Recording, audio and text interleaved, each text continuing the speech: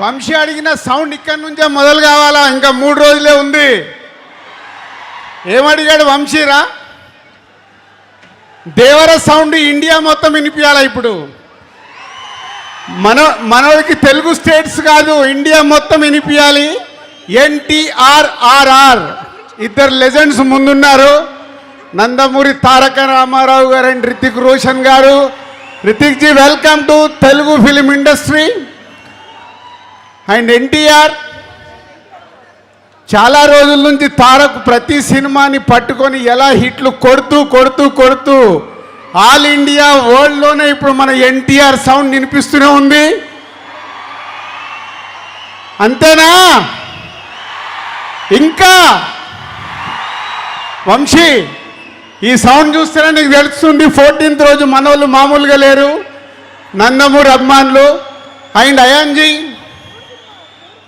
So one of the best director, చాలా కుర్రాల్లాగే కనిపిస్తున్నాడు కానీ ఆల్రెడీ 2 సూపర్ హిట్లు తీసి ఇచ్చేసాడు, హ్యాట్రిక్ కోసం రెడీగా ఉన్నాడు.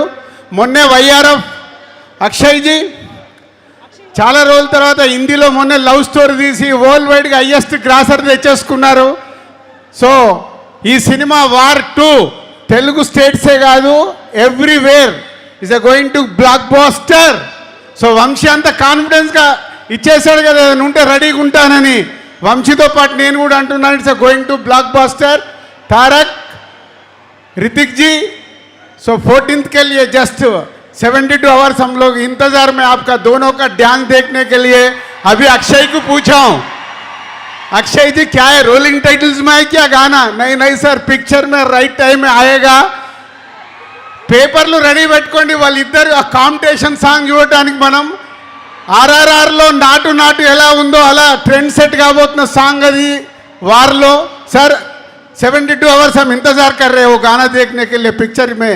Thank you very much.